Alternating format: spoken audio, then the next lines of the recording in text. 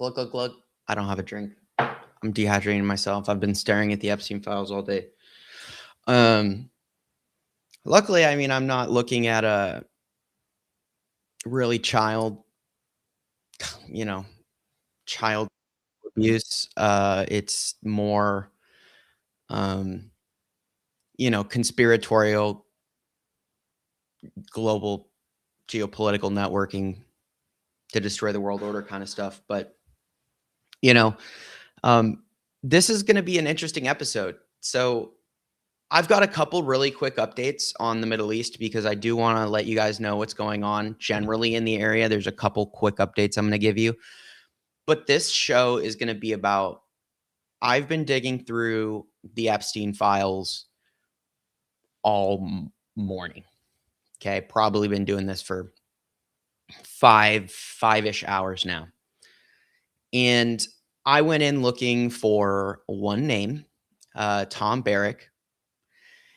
And I found something interesting. And so in the last, several hours, I've been able to construct a timeline of a series of meetings. And, I'm trying to discern exactly what the meeting was about. So, but I'm going to share everything that I've found with you so far. And you can look at it together. I am by no means done here, but it is interesting. And I'll show you guys what I have. And maybe if you guys want, I put out a post. But if you want to go and look for some of these names in the files and send me the links for the PDFs or the articles, that would be awesome because there's a ton of stuff to go through here. But we've been able to do some creative searching, and it's very interesting what I think we're looking at right now. And I'm excited to share it with you guys. I don't know where it's going to go, but I do know, especially considering the state of things in the Middle East, I'm focusing my attention there and to kind of what's going on in the region, because it is very evident for sure that Epstein had a vested interest there. But before we go too far in anything else, make sure you hit the like button. Hit it right now. Hit the like button. I want to see the heart start scrolling. If you're watching the video, hit the like button. If you haven't already subscribe because you get geopolitics and you also get interesting things like this when I go and investigate and look into these things and kind of fuse my knowledge of the global geopolitical realm with investigating things like this and Epstein. So it's a very unique perspective I get to offer you guys, and I hope it's useful. So let me go ahead and really quick, I'm going to start by going over maybe 5 minutes, 5-10 minutes. We're going to talk about the Middle East, and then I'm going to show you what we've found so far in these Epstein files. So the reason I do want to cover the Middle East really quick is just because is really just because it's looking like something's about to happen. So we do want to just make sure I give you guys the quick TLDR on Iran.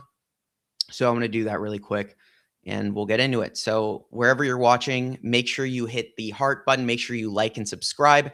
And if you're watching on Banner and Backbone, make sure you find me as well over here at the Firebrand Project, where I do this show as well. So my friends, it is February 19th, 2026. I am reporting to you from the fascist states of America, and the world is on fire. So let's talk about it. Jeffrey Epstein edition, I guess. So we will see here. So thank you guys all so much for joining me today. And let's talk really quick about what's going on around Iran and a couple little things coming out of the Middle East. So the first thing I want to talk about when it comes to Iran is that it looks like the tensions kind of are coming to a head. The United States is probably waiting until after the Olympics to strike Iran. Iran has been fortifying itself now for, well over a month here. They've been conducted a exercise in the Strait of Hormuz, which was very interesting. We've talked about the United States has continued to move assets to the region in really staggering numbers, considering the total amount of resources that it has available to deploy. So, really staggering just overall deployment in that regard. So, what do we know? As far as I know, from Sunday to Monday, and we're talking about last Sunday. So on Sunday and Monday, we've got open source analysts flagging another 18 F-35s, possibly more, going to the Middle East from Lakenheath, which is the base where they are basically ferrying all of these fighters through in the UK. That means that those F-35s now consist a force of 30 F-35s now in the region, including another that now includes 35 F-30 F-35s, 24 F-15E Strike Eagles, 6 EAG electronic warfare jets, and 12 A-10C attack planes. I thought they were supposed to retire the the A-10 Warthogs. So, super weird that they're still using that. So it's interesting. I think that they're finally stacking up here. On Tuesday, so yesterday, these movements they continued. Another 12 F-22s were sent there from Langley, and 36 F-16s. And we're still seeing more airlifters and early warning, jets. They're the general consensus basically is that the they're gonna do it. I think they're gonna do it. I think they're gonna do it. I think they're gonna wait until after the Olympics, generally speaking. And I think the United States is about to have a very rude awakening when they do it. So, you know, if the UK, I didn't see that the UK is shutting down bases. I didn't see that. I'd have to verify that, but that would be interesting.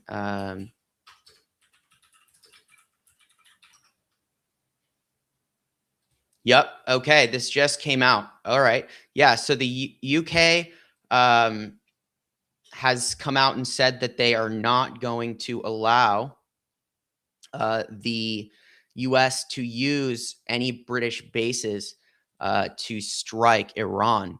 What's going to happen to the people of Iran?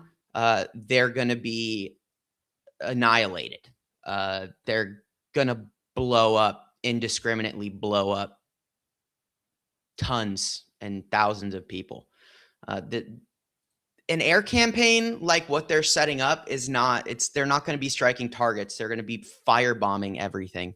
So it's going to be very horrible for the people of Iran. This is not an operation that's going to protect them or save them. And I also think it's going to end poorly for the United States. I could be wrong, but I don't think they come out. I don't think the U.S. comes out feeling really good. You know, it's unfortunate to say, but there really is, in my mind, no way they're not doing it. As I was saying, they just wouldn't commit that many resources to the region if they're not going to do it. You just don't move. Like, they're taking air defenses away from Okinawa. We're talking about Japan, Taiwan. They've stripped Patriot batteries from bases that are now vulnerable so they could go to Iran. This is just this one of the stupidest things I think we've ever seen the United States do ever in the history of ever. It just goes to show that these guys have rocks for brains, and they think very highly of themselves.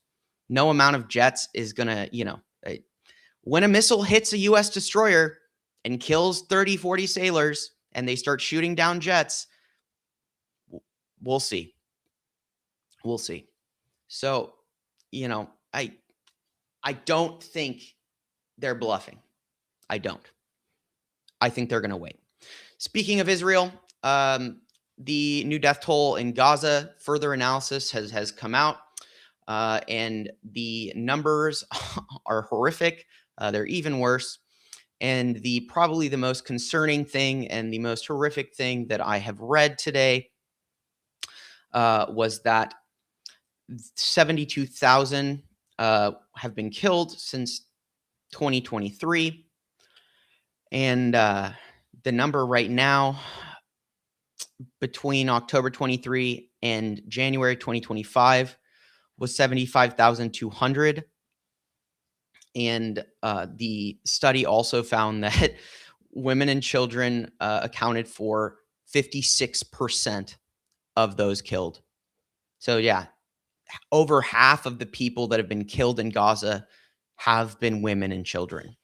So, if you're ever going to argue that this action in the Israel in Palestine is about killing terrorists, how how is killing 50% of those people, children and women, how is that fighting terrorism?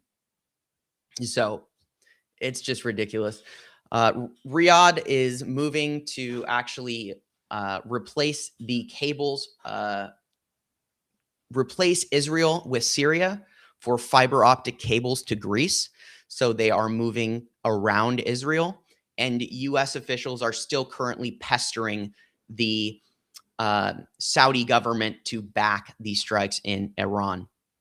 And they were also using thermobaric weapons, which is a war crime in Israel as well. But we have to remember that the US sold them those weapons, which means the US is committing those crimes. The US is 100% complicit in Gaza. And if the United States wanted to stop, it would stop. So in terms of the Middle East, that's kind of what's going on. There's some meddling in the Iraqi election with Iran and the United States. They're sparring over who's going to get this nomination. We've got a lot of kind of uncertainty in that area, Turkey, and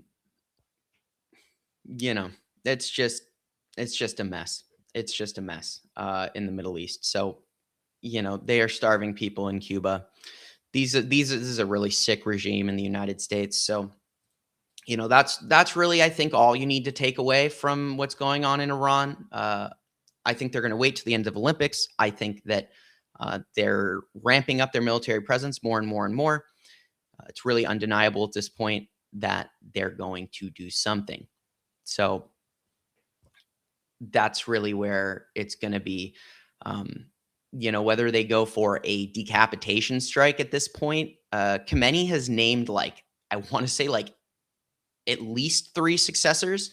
So, he's set up his regime to be ready for whatever comes from the United States. But it's going to be a shit show.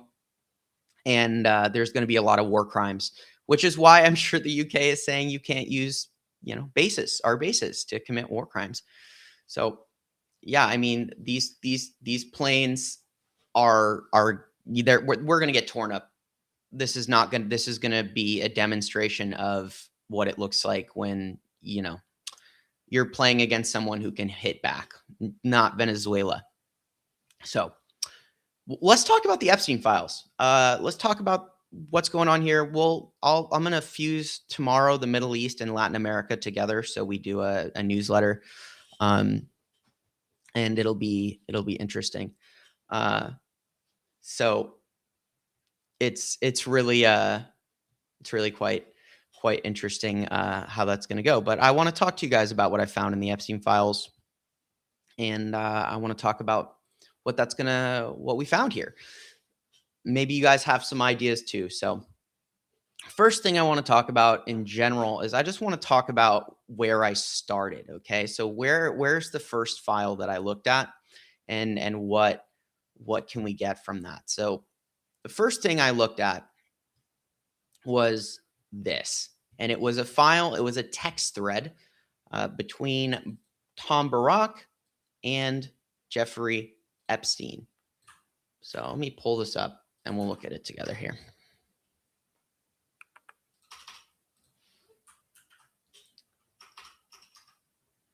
So we love chocolate. Eat some chocolate, friends. So let's check this out.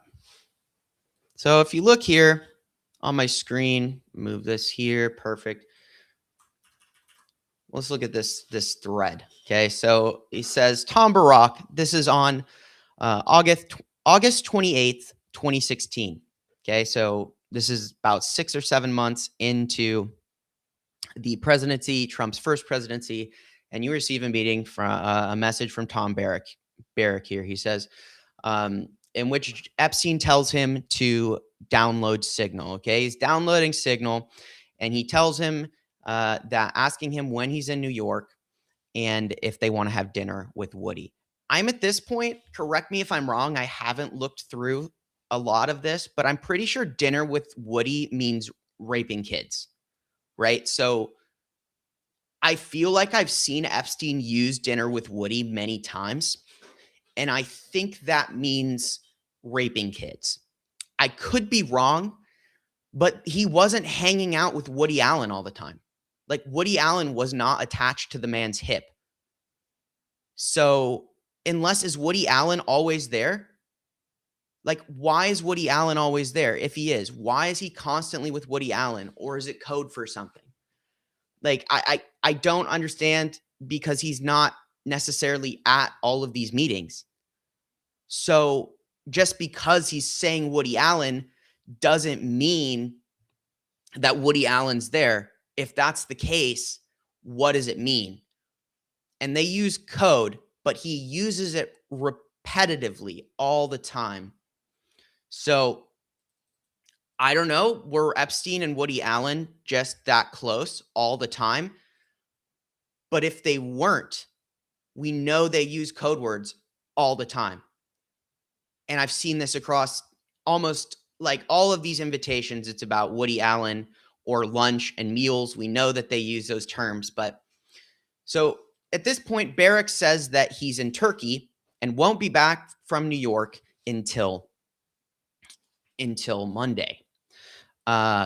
So he then sends a name without anything else of a man named Mr. David Howerton. Okay, David Howerton is a big part of this puzzle that I think that this is really important. This is one of those things I looked into as well. So all we have is this thread. But what stuck out to me is two things, okay? Who's our Saudi friend?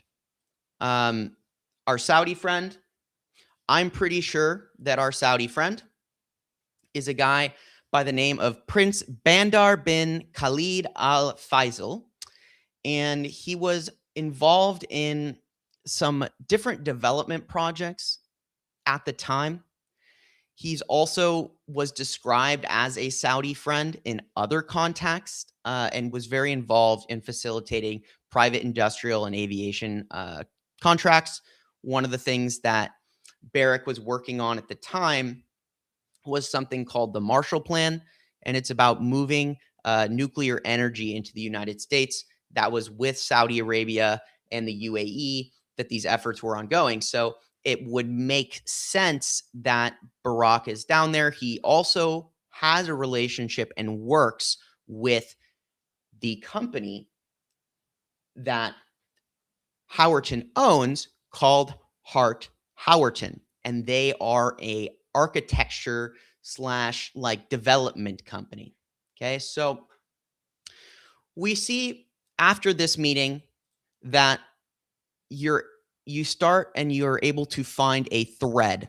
Okay, and this thread I've been able to piece together a pretty significant part of it, but I haven't been able to. I think there's more, and I'm still trying to find it.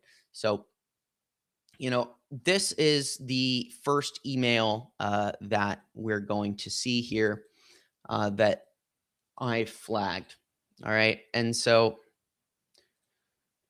in this email, we zoom in, we see Leslie Groff, who sent this email on the 28th, okay, at which he confirms that Barrack is going to join a lunch on the day that he returns from Turkey or wherever he is. So on the day he returns from Turkey, that lunch is going to take place at 12:30.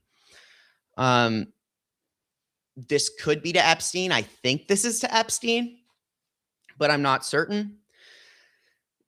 And then, interesting, we're able to discern another member of the meeting here. So I've been able to determine all 4 people that were at this meeting. This is where we start to see the addition of Barrick. All right. So we know that we can place Ehud Barak at this meeting. Okay. There's tentative appointments here. And the other person on this email, Merwin de la Cruz, this guy is one of the other assistants for Epstein. I've found several emails of him like changing codes for Epstein's apartments and arranging things as well. So the next thing we stumble across here, if we keep looking, is the next part of this thread where we're able to determine the next individual who is coming. And this gets interesting.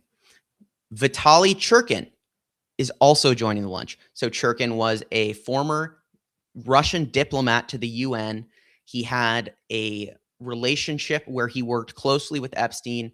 And even there's some files showing that Epstein was helping mentor Churkin's son, Maxim Churkin. So we've established now that Barrick, Ehud Barak, Vitaly Churkin, and Jeffrey Epstein are meeting, and they do meet on the 29th of August. So this is where I started, okay, that we were able to confirm that this meeting took place. And my questions after this were, okay, so we have kind of an agenda. Let's see if we can find any other information on this meeting. The other question was, how do I answer this for myself? Who is De La Cruz and who is Groff? Now, Leslie Groff, as far as I can discern, and many of you probably already know this because you've probably been looking at this more than me, Leslie Groff is like the executive assistant to Jeffrey Epstein, but he shares that job with other people, right? So De La Cruz is also does a lot of things for Epstein on the day-to-day, arranging apartments and changing codes. So, we can talk a little bit about one of these threads. I think it gives us insight into how they actually operated. And so this is where it does get gross. And not it's all implied, right? But like we know what these things mean.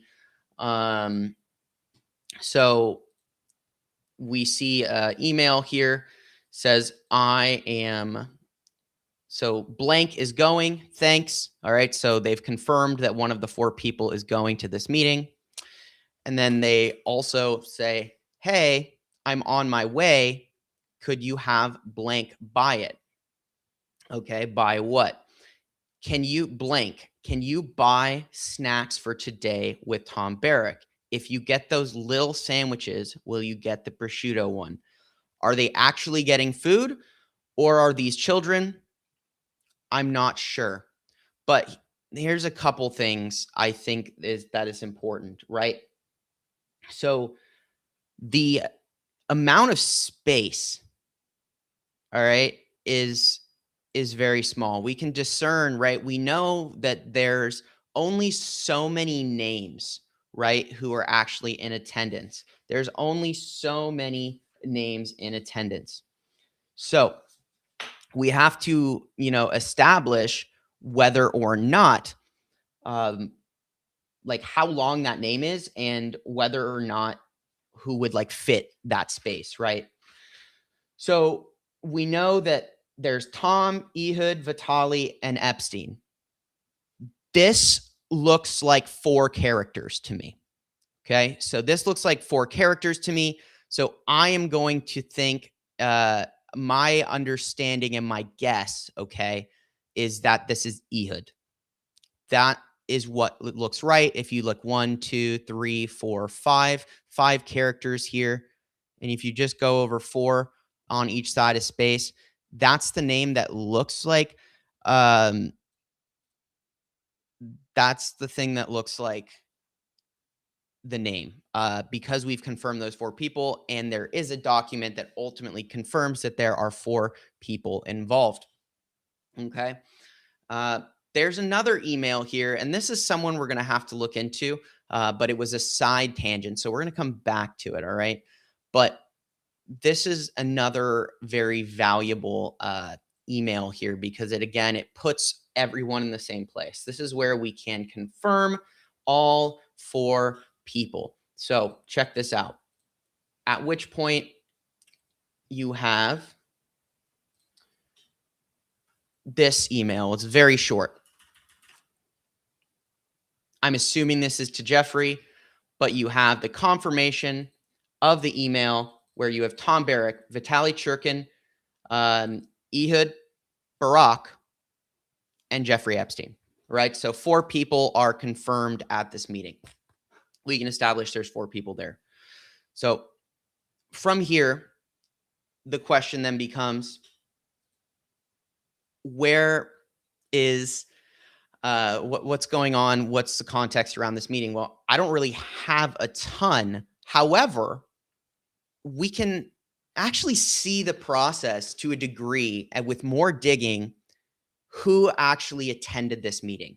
All right. So Ehud Barak, I believe, is the former prime minister of Israel, if I am correct. If someone correct me if I am wrong. And Tom Barrack is a longtime friend, associate of Trump Kushner. He is the manager of Colony Capital. He is one of the special envoys that represents the United States. He has been constantly around the Middle East for over a decade now. And he's definitely deeply ingrained in the investing and real estate and development world in the Gulf, in the Middle East. So this is kind of where we start to see, okay, where does Vitaly, right? It makes sense. Everyone there, it kind of makes sense for everybody who was there before, until you see, why is Vitaly involved? Like it seems like this is a last minute thing. And we see this in this thread, iMessage thread here, where we're able to establish that there's a communication here, 2016 on the 5th. They don't message for quite some time. And then you go down to here and we get to August of 2018. Okay. Everything up to this point, they're kind of just talking, they're meeting. Vitaly thanks, Epstein for he thanks Epstein for mentoring his son. He says he's a great teacher, which is horrific. And so then we get to this point here where I stop at the timestamp, because now we're in the same month here. And as you keep going down, you get to the 28th. And Epstein invites him. This is like a last minute invitation. He says, Ehud and Tom are going to be at the house tomorrow. You're more than welcome. And he says, sure, come over at 1. So in which Tom Pritzker is mentioned here as well, but this is next month.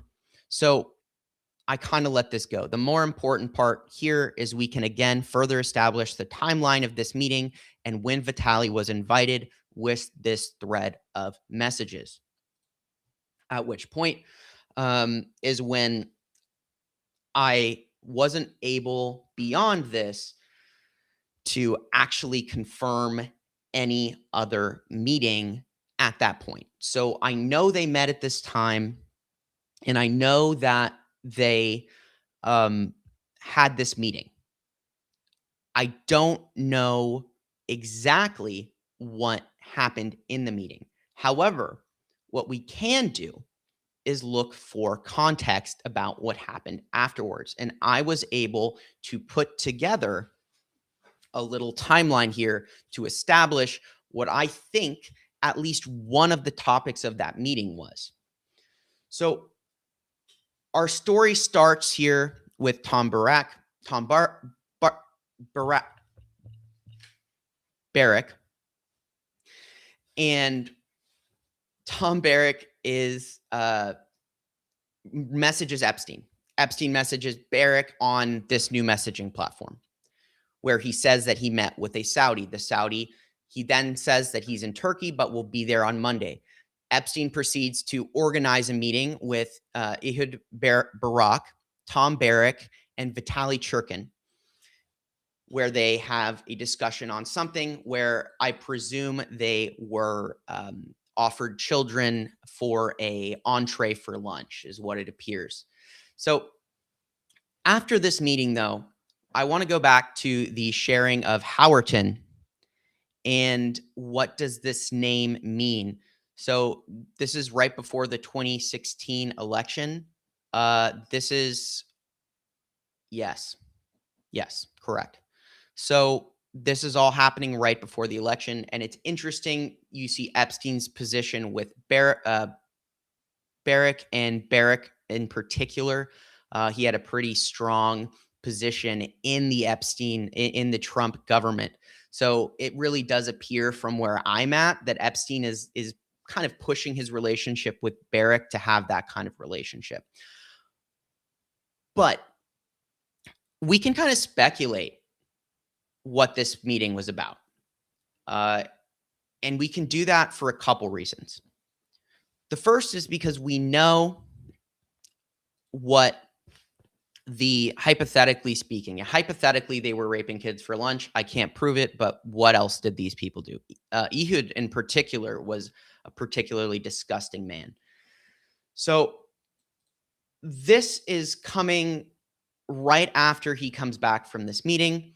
He brings in the Russian diplomat, which I thought was interesting, with the Israeli diplomat. And so you have this Russian Israeli influence meeting with the billionaire Barrack after meeting with the Saudis, in which the time they're talking about all of this, we're able to kind of dig up that they're working on this energy project.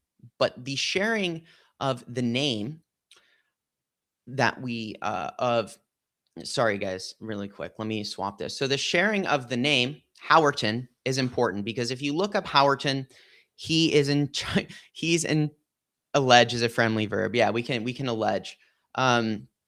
We basically can establish after this meeting that they did reach out to Howerton's company, which is Hart Howerton, and we can we can prove that that happened because we have a thread of emails here where we're able to determine that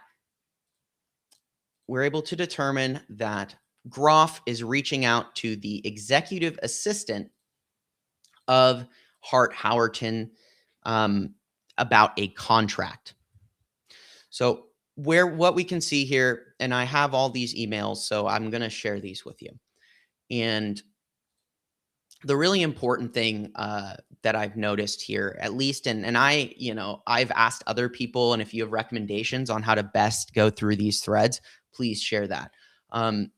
But we can see here a series of emails, and those emails start on the 2nd, actually on the 2nd, right? So at the very beginning, as I'm going to share this here with you guys so you can see, we were able to find this email here, very short email. It's just a confirmation from one of his assistants, essentially setting up a Skype call with Jim Tinson, who is the CEO of Hart Howerton. Okay, and you see that Skype call here as well that they set up. Okay, so following this Skype call and this email that's on the 2nd, you have at least one Skype meeting. And then eventually we do find a follow-up from Jim Tinson. So after this, they have the meeting. And on the 6th, we now see them meeting, getting a follow-up email. I assume this is from Groff. I think this is from Groff. And so they're reaching out now for a contract, right? So they're looking for a contract. And what is this contract for? Well, we don't really, I was able to figure out what I think this contract is for. I can only, of course, allege, but I do think I know what the contract was for. And so we follow up on the 6th, and then we can go and see this email here, which was received on the 7th. So on the 7th, what did you see received? Okay, so Hart Howerton to Jim Tinson from who? Well, again, this is probably Groff. But so what you see here, where we actually have Jim Tinson basically give feedback on the email. So he says, I enjoyed my discussion with Jeffrey last week and the chance to discuss our interdisciplinary team of planners, architects, landscape architects, and interior designers could help set the vision for Great St. James Island. And this is where we start to see what the motivation is, at least for the sharing of the Howerton, the name Howerton and Hart Howerton, the company. Okay, he says, as discussed, I have attached a package to further introduce how we work and the range of environments we have helped shape around the world. I look forward to the follow-up. There is a portfolio PDF attached to this, and I would like to find it. But I haven't found it because I haven't been able to look at everything just yet. So following this meeting on the 7th, we see a string of effectively messages. We see this string of emails, which I believe is coming from Groff. And it starts on the like the 16th. I believe it actually starts on the 9th. After this email, we had a bunch of sources here. And so as I've been putting this together, it's kind of hard to tell. So, and then you do have a confirmation email as well that was sent to Epstein on the 1st of September, that Thursday. Okay. So he sent that to Epstein, and Leslie Groff is the person who was coordinating this. So we can probably safely bet that it's Groff who's organizing the rest of these emails, because he's handling this particular contract for Epstein. And then we saw on the 6th where you see them asking for a contract. Very simple email on the 6th.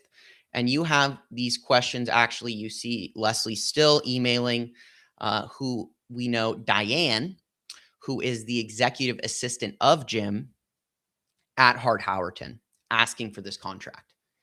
And this is a pattern. I mean, he keeps asking for this contract again and again. And so in several emails, he's following up about this contract. And, he'll go back to Epstein in another email and say, hey, this is what they said. They're still busy. And this guy's on traveling. And Epstein is clearly very anxious about this. I mean, they're asking, like, they're being belligerent. They're pestering. So, in figuring out what's going on there, it's kind of hard to tell. And so teach Shane to say allege. I'm going to allege. I'm alleging. And so it's really interesting when you start to look even further into this, because now where I'm looking is, okay, why don't we look at Great St. James? Was Great St. James? So you're actually able to look into this, and this is as far as I've gotten. So we're approaching the end of this particular rabbit hole that I have started to go down. However, there's two other little side tangents that I've been on that also I've been able to look at. So this document essentially appears to be the title for the sale of Great St. James to Jeffrey Epstein's estate, if you will. And so we can look at this together. And he buys this from a guy by the name of Christian Kieher. So we need to look up who this guy is.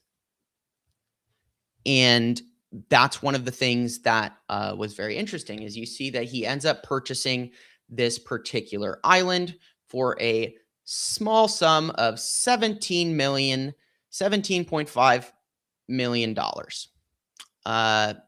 And so there is going to be a keyword list as well, like and any of the names you're going to see in here as well, I'll add.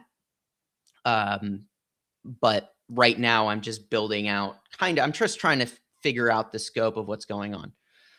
So this here, they purchased this on the 18th of January. So now we really can establish at least that this is when he really started looking at developing Great St. James. And that's really important because we know that they started working on this actually farther into the year. And at this point where they're in August and they're talking about this contract, they've already gone through a bunch of, the official red tape, if you will, because we have this document from the New York State Division of Criminal Justice Services where he has to state that since he is a sex offender, that he has to advise them that he is not moving his residence from Little St. James to Great St. James, and that he does not intend to sleep there, but he will visit regularly and using caution, and requests that Great St. James be added to his list of addresses while his permanent address remains the same. So this is one of those things where you see, again, looks like his lawyer here, Darren Indike, signed off on this, sent this letter. And so this is a timeline where we're at least able to kind of establish that the purchase of Great St. James and this meeting, he's networking with other people about getting this island developed. And there's actually a couple instances where we can actually say, oh, like this, he's been looking around. And I've been able to find a couple things with targeted search terms. So a great term to use is Great St. James. And using that term, I was able to pull up a couple interesting things, including the document of the actual criminal document, as well as this, which is super interesting. This is one of the most interesting things I've seen because this is a pitch. And the interesting thing about this pitch, if you're in business, this is called a deck. Right? And so this deck is a pitch for this company, Radica, and they want to develop this land, not Hart Howard, right? Which is interesting, right? Hart Howard, which is interesting. So multiple people were bidding on this opportunity, right? So this is not the only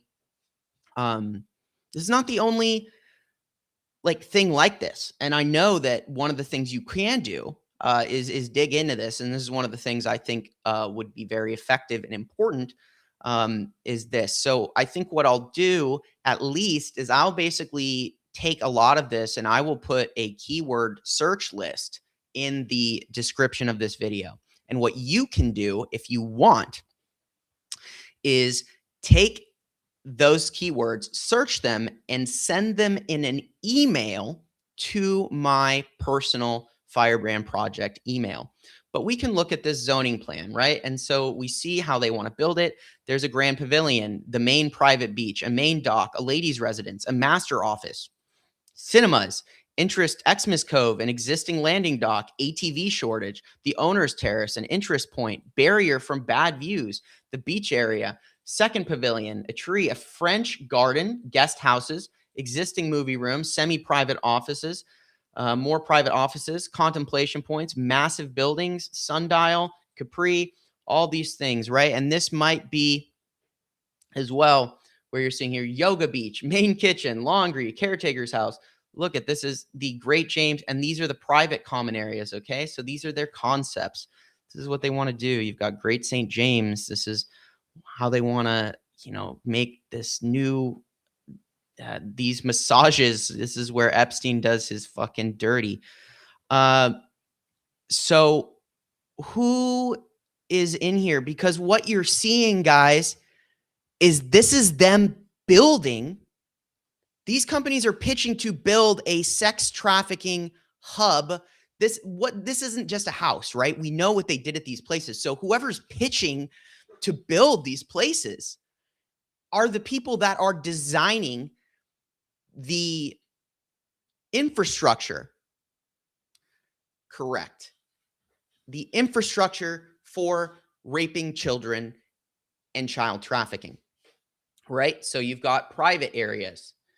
Okay. You've got this area by the pool, a pedophilia paradise, right? Support columns on the edges, grill locations, no bugs. What? What? You see that? He says, no bugs, right? There's your proof. He says it right here in the corner. This is catering to your audience, right? You're going to put a little thing in your deck. And so the master office here, you've got more pictures, too many materials. Okay. The ladies areas. This is interesting, right? So materials too rustic. No. So it almost looks like these are responses, right? Like this actually, these comments, right? It could be that this is feedback, or that this is like part of it, right? Steps never. And you just go through this, right? And you can go through this, the private recreation areas, right? What are these? What do you do in a private recreation area? And you've got the French Garden. You've got all these places. I mean, shit. I'll be honest with you. Like, this place looks fucking awesome and I hate it. Of course, that's not what it was. Like, this looks like a great resort. And the fact that, like, it's awful, right? Because it's like, but these are requirements, right? Like, and there's 44 slides here. And, you know, it keeps going. And so here's what we also have been able to find here, that this is not the only pitch. And this is how you know, because at the same time, I have this one here from August 8th, and it's a very short email. And in this email, it's very simple. We don't know who's saying it or who it's from. Again, I would allege that this is our friend Groff, who appears to have been coordinating all of these things, all of these contracts and, you know, relationships for building this particular Great St. James here. So Chad Oppenheim Architects in Miami. Okay, so they're not just looking, right? They're looking at other providers, right? We saw the deeds. We've talked about the deeds. We talked about the deck. And the last thing here is another example. And this is a good name. I haven't been able to look this up, right? So I don't know exactly. But, you know, you can see here that we sent from Epstein to a guy named Fabrice Borg, a USB drone movie of Mr. Epstein's islands. And he asked to please confirm the receipt of the USB from Leslie Groff. Okay. So we know that Leslie Groff is sending all these people. So is he sending an actual USB, or are we alleging he's sending pictures of children? I actually think that he probably was sending a USB, because at this point in time, in this timeline, they are, I'll type this name for you. These are his raping layers. Yeah, correct. So he's building his next rape palace. That's why I think this is significant, because we're looking at who built the infrastructure for the rape island, which is super important. It's an angle that I haven't looked at, but that is what it looks like that I'm looking at. This is his base of operations. And it looks to me like he ended up wanting to choose this Hart Howerton company. And I say this because I feel like he's asking for this contract from Hart Howerton. He's being pestering, right? Epstein's constantly asking for this thing. And this is what I have so far. Now, the two things that really stuck out to me about this, and this is one of the primary things I'm looking at, right? Because it appears that in this case, Barrack's reasoning was just networking for this contract. Was, Churkin invited? We don't really know, because it could be that the meeting was about something else, particularly Ehud Barak being there. So that would suggest that it had an alternative meaning as well, and that I think that the sharing of Hart Howerton with Epstein was something different. Like that was an afterthought to a different conversation, something Epstein does a lot, as I've been reading, and I'm sure people who know more than I do can confirm, is that he was always on the phone, right? He's always making phone calls. A lot of these messages show exactly that they're making phone calls, and there's really no better way to demonstrate this than this other interesting individual that I have stumbled upon, who I have taken a particular interest in. And it's a guy who we know by the name of Terj. That's Terj. Okay. And Terj is very interesting. From what I can gather about Terj, I think that he is part of some sort of diplomatic delegation. He's some sort of diplomat.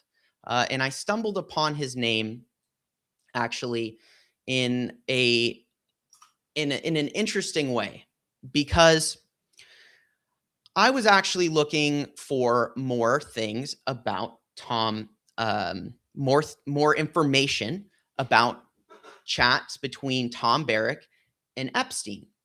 And so I was keyword searching Barrack's name. And when I was searching Barrack's name, I saw one tiny little email. All right. And it was literally one sentence. And I'm like, who is that? Right. And so I went and I started looking at this guy's name. And I started searching for Terj. I'm going to call him Terj. I could be wrong, but he says September 20th. Right. So this is a week before the meeting that we're talking about, right? This is a week before the meeting. This is in September. So this is the next month. And Tom and Barrack and Terj. So who is Terj? What does he do? So I was able to kind of come through and look at a bunch of different correspondences and find quite a few between Terj and Epstein. And they are super interesting because of the way that they actually communicate. This Terj guy really admires Terj Rod Larson. There you go. Okay. So we know Terj Rod Larson. So what was his job? That can help us.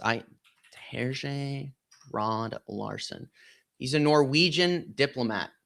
Aha. Yep. Okay. He to the UN, right? Yep. That's what I thought. Okay. So I didn't know this guy existed, but I was pretty sure he worked for the UN. And this makes total sense. And so I also think that all of this can in some way be looped back to Palestine. I don't know how yet, but I know that this meeting and this circle around the Middle East, particularly Turkey. Turkey is at the epicenter of Epstein. In fact, I'm certain of it. There's over 12,000 mentions of Turkey in the database. I just looked it up. So if you go to the Epstein Files database, right? And I want to tell you guys the number because it was like, holy shit. That's like a lot, right? Like that's a lot of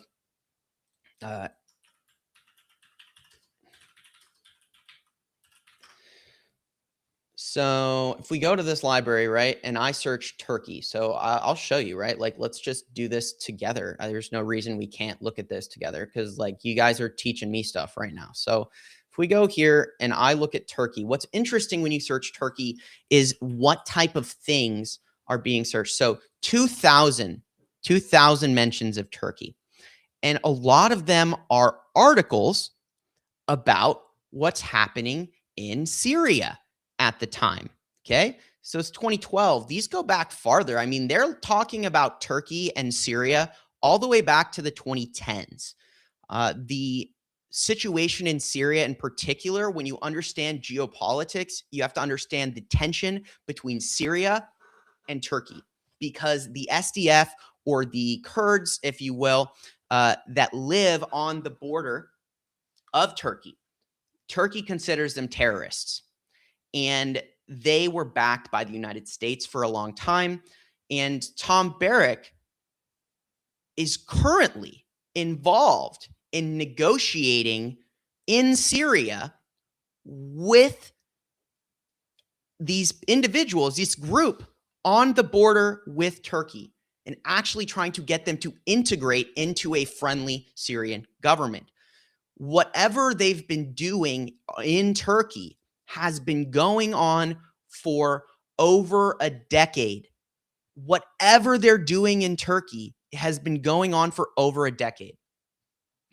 And that is very interesting to me because what I've long felt about when I started to look into the Epstein files is their value is not about, to me at least, the value is not about what happened in the past.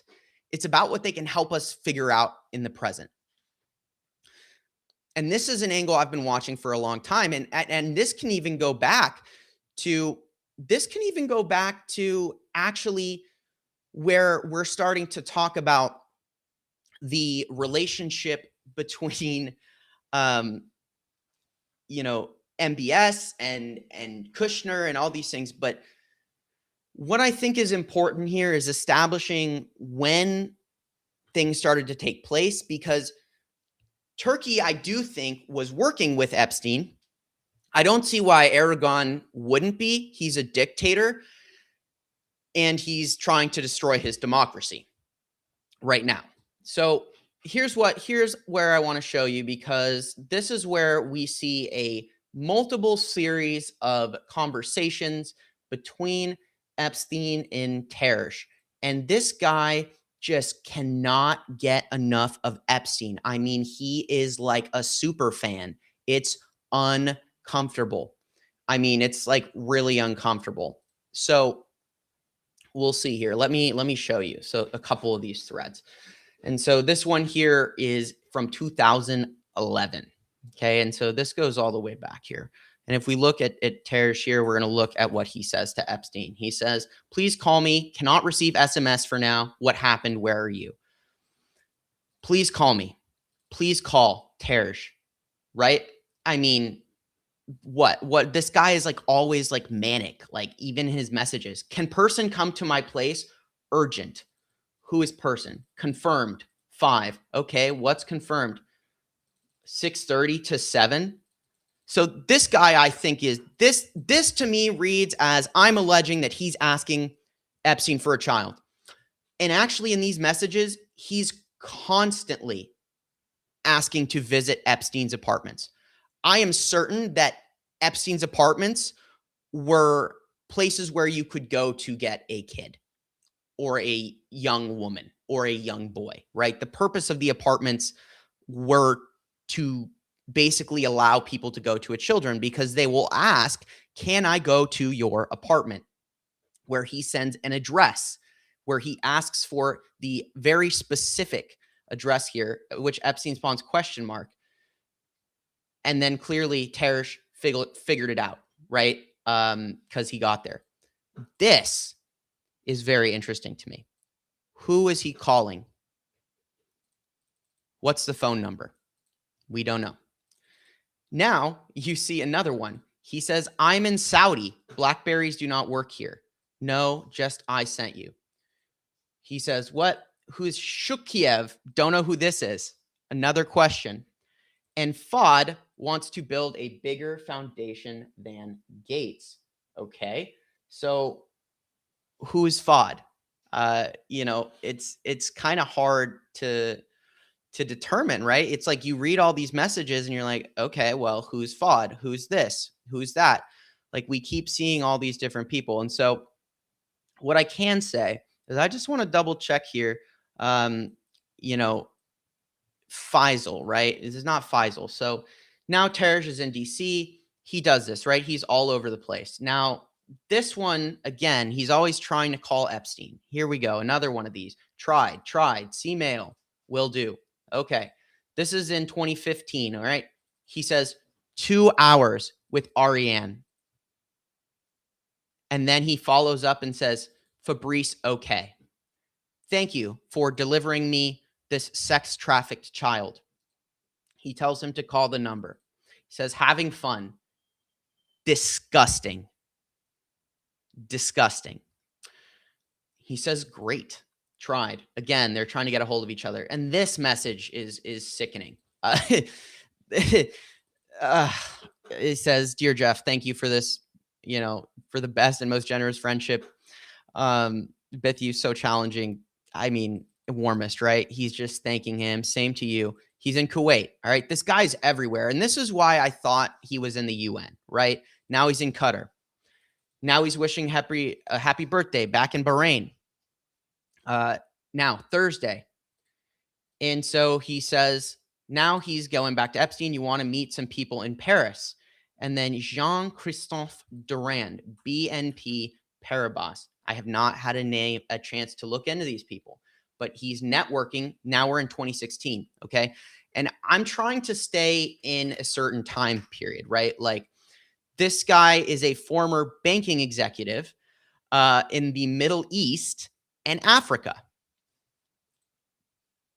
So, right. And Shukyev is a Kazakh politician. All right. So again, thank you, Paul. Right. Thank you for that. I appreciate you guys sharing these names with me. Right. So, and let me put this in the file while I have you guys doing this information here, because this is what I'm doing right now is just work off the cusp. Right. So what I'm sharing with you right now, what I have is what I've done today. So like it might not be as organized, but that's the idea. Right. So this is very interesting though to see that as we develop our pool of characters, we're seeing that it's all around money in the Middle East. Okay, all around money in the Middle East, and that to me really sticks out because when I'm looking at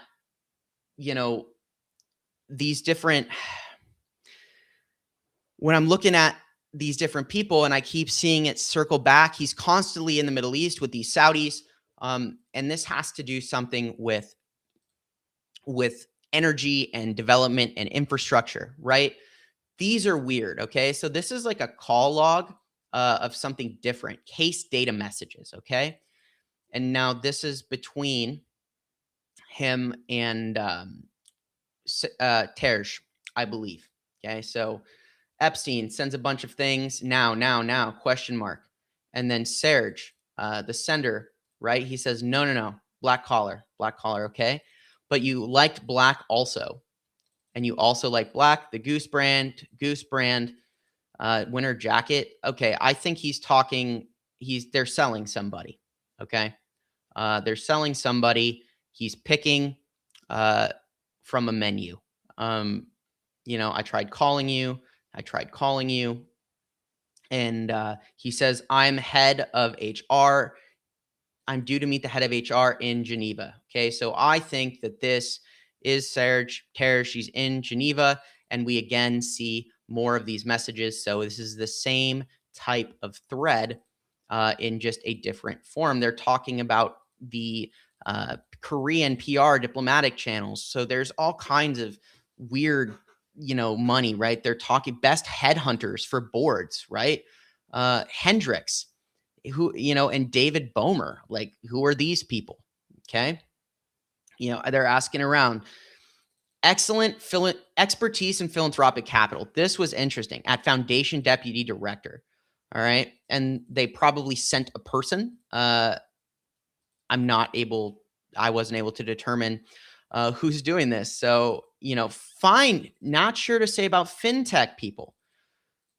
It's also worth mentioning, right? You got to go through all of this. Okay. And now he's in Paris. Can I use the email? Now I'm in Luxembourg. Can I use an apartment? He wants to use an apartment. Just met HR, right? And then you go, these are Apple messages, right? So all of this is very, very, very interesting. Geneva is coming up as well. This is very odd. I think this is really important because Terge is part of a larger network that he's doing a lot for Epstein. He's going around and using his position in the UN. And we already know France was investigating an individual who worked for the UN to also handing Epstein sensitive UN documents. Okay. I've got one more of these that I can show you as well. And if you guys want to stay around there, I did some digging into Leslie Groff and as well as Merwin de la Cruz. So I'll finish up showing you this. We'll talk about de la Cruz and then we'll go. And so there's really a lot. I mean, and I know obviously there's 3 million files, right? So like, of course, Shane, there's a lot, duh. But of course there's a lot. I know that, but I haven't looked at this before, right? So, give me, I feel like I probably should have, but cut me some slack because I've been trying to do all these geopolitics, but the amount of time I've put into these geopolitics gives me a incredible perspective as well on these things. And understanding these different cities, like where they are and who's there is really important. So again, this is 2017. So this relationship has continued to move forward. Bahrain, Athens, trying. They're trying to call. Are you up? Okay for Paris. Cool. In a cab to the airport. Tried. Focus. Like, what's going on? Epstein is upset, right? There's all these little instances of where you can tell Epstein gets frustrated. Like he must have been really aggressive.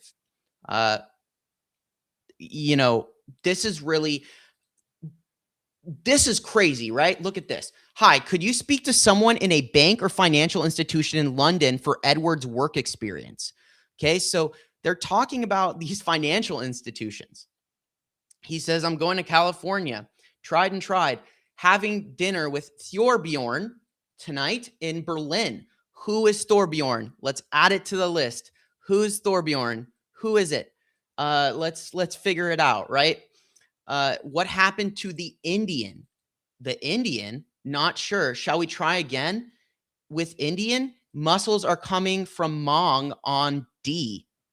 What? What does that mean? He's coming on Thursday. Again, Epstein is confused. This guy's a crackhead. Even just reading his messages, he's a crackhead. And when I say crackhead, he's all strung out, tweaking all the time, right?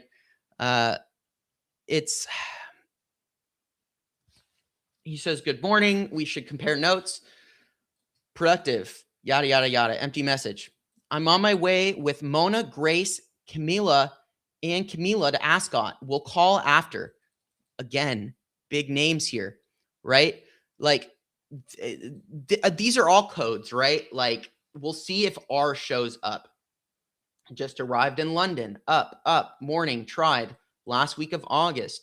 5 days, requirement from school. Send me his bio.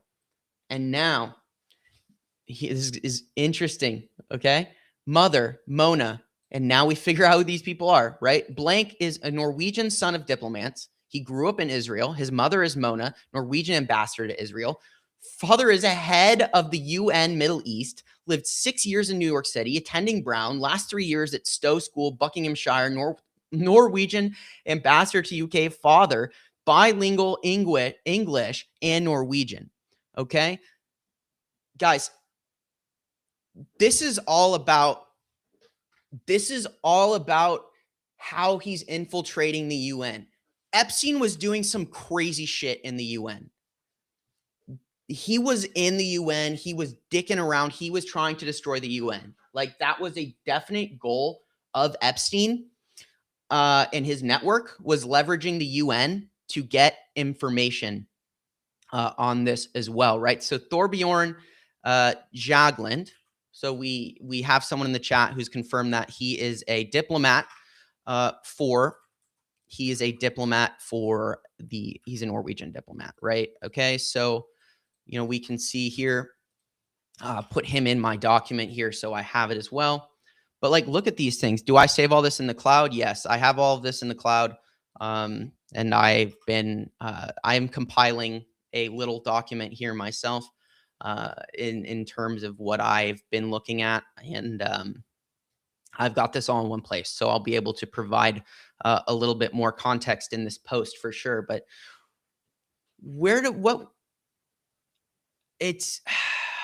so here's kind of where the last thing I'll talk about, because this isn't something I think we can really go in as far into, right? Unfortunately, but I do think that it's worth looking into, because this isn't necessarily about the UN, right? Like whatever this is, whatever our friend, and when I say friend, I mean not our friend, De La Cruz does, is a gross job, right? So I'm pretty confident that De La Cruz is a sick man. And for whatever reason, my link isn't working, so I do apologize. Hold on, we'll edit this here, get rid of this part. I'm gonna get rid of this part. Well, that's annoying. I'm sorry, guys. I'll try and get this for you really quick, and if it doesn't work, it doesn't work. So grab this. There we go. So this is weird. And let's see here.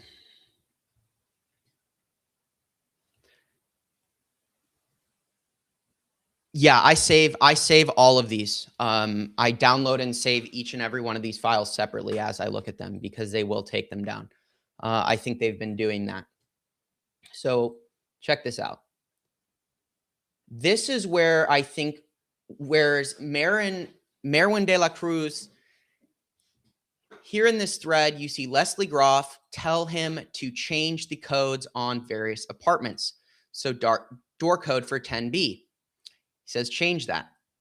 Again, this is in November. New codes for the apartments, 1, 2, 3 apartments here. All right. And then Isabella's old apartment. What does that mean?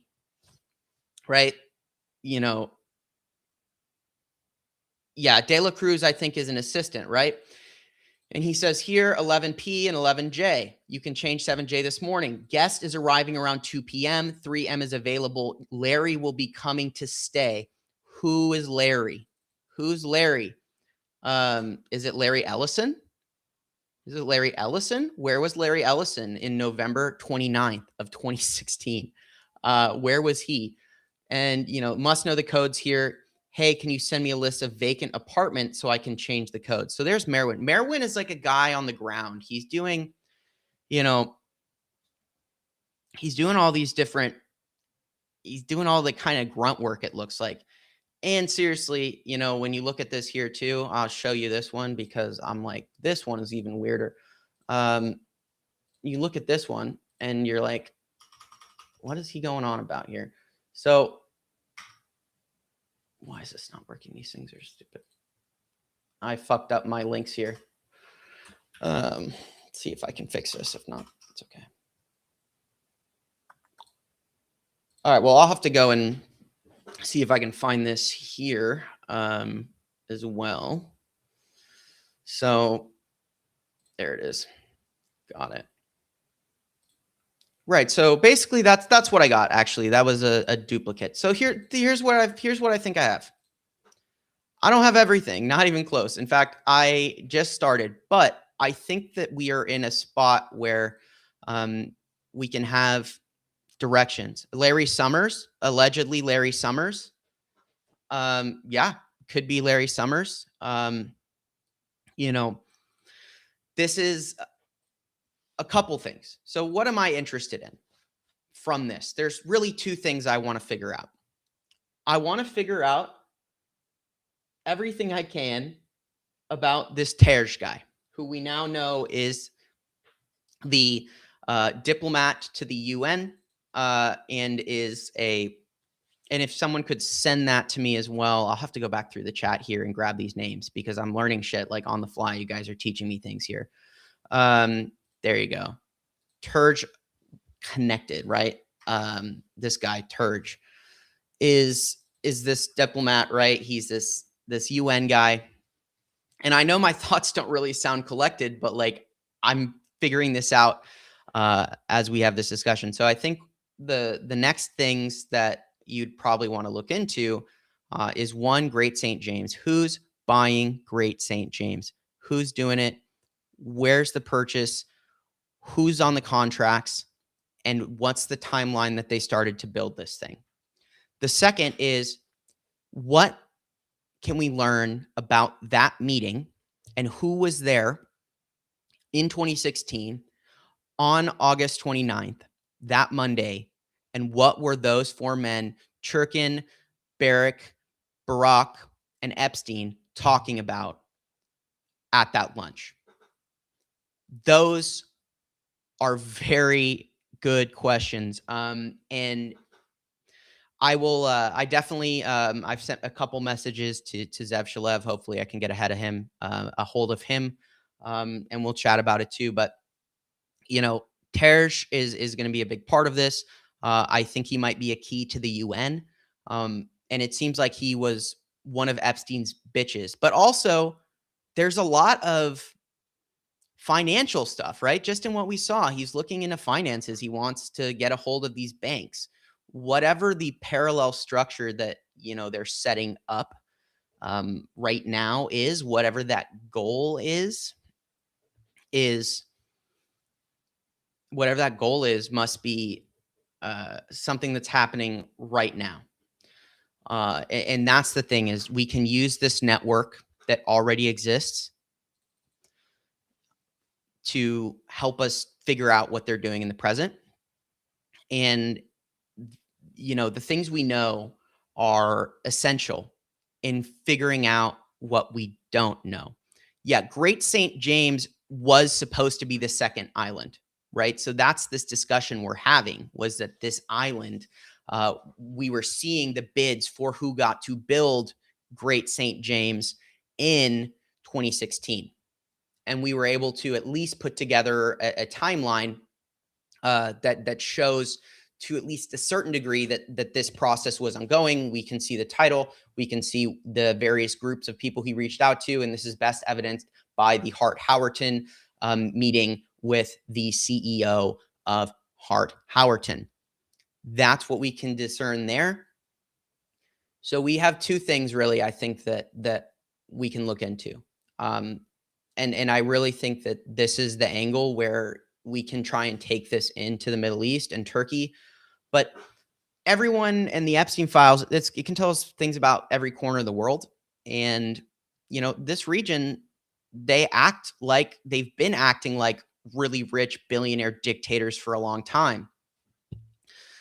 And it would make sense that Epstein is doing this work here. So, guys, if you haven't already, hit the like button, make sure you subscribe. And normally I do geopolitics. This was a very special episode. This was an episode where I think we looked into the Epstein Files a little bit, and we talked about it. And this is something I will keep you guys up to date on, and I'll try and work on kind of in tandem here. But if you guys want to help out with this, if you want to do some of that, if you want to crowdsource and help me crowdsource some of this research, I can give you guys keywords and things to look for. And I will kind of give you names and things to search up in the files in this show recording. And you can send them to me, because putting together the puzzle is not the hard part. The hard part is getting all of the pieces. So if you want to help, out with that as well, and Barrick is a direct bridge to Jared Kushner. And so I'm sure you can find all of these places, but it's a geopolitical cabal, and it was always that way. Uh, we're seeing Europe do some stuff around the Epstein files. This is why I always say geopolitics is so important. This is why I heavily criticize people who don't talk about anything that happens outside of the United States. Uh, it's still disappointing, to see all this coverage of what the president says, when there's things like this to talk about. You know, there's there's a lot of really it's a lot of really valuable people looking into a lot of things, and instead we still see the premier independent journalist talk about Trump all day, every day. I don't need to say his name. He's in the Forbes 30 under 30. I I I don't know. I'm tempted to make a graphic going back of like all the things they've covered in X amount of time, and like it would amount to nothing. It would amount to nothing. It would amount to zero value, other than unless you're up on the gossip. But I digress. Guys, hit the like button. Go ahead and subscribe. If you're a free subscriber and you can become a paid subscriber, let's do it, right? Like, hop in, help me out, come in here and join us at the Firebrand Project. You're going to get up-to-date geopolitics every day, unless I do something like this, but I try and do it every day. And you got to help me keep doing my work, and get this information out to as many people as possible. All right. And the last thing you can do, the most important thing you can do is take these things we talked about today, take them out into the world with you. Make sure you go ahead and you have these conversations with others, and bring these kind of angles into the discussion. Help people see that there's a geopolitical angle to the Epstein files. And as firebrands, it's really up to us to go ahead and look into these different angles of the Epstein files. So this post is going to be, something you can crowdsource. I'm going to give you guys all the information that I've found, and I would love for you guys to contribute by finding relevant files to the things that we talked about in this show today. So with all of that said, guys, thank you so much. You can scan this QR code in the corner, and we can do, and you can go ahead and subscribe to me as well. But yeah, thank you guys so much for joining me today. I know I was a little scatterbrained, but I'm learning here right with you guys as you guys are learning with me. And so this will be great. I'll go ahead and get some of this info out here in the post. So if you're watching it, make sure you go down underneath and you will see all the info that you guys can look up, and let's crowdsource this thing together. Let's figure out exactly how to put this relationship together. Let's see if we can figure out what this meeting was about, and let's see if we can figure out who Epstein wanted to hire to build Great St. James, because we can do that. So let's do it. My friends, thank you so very much. I will see you tomorrow for a great show in geopolitics. We're going to cover the Middle East and Iran. We'll talk a little bit about Latin America as well.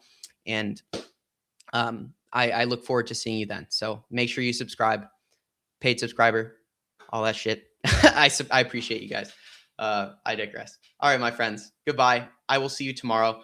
And I appreciate each and every one of you. So burn bright, resist,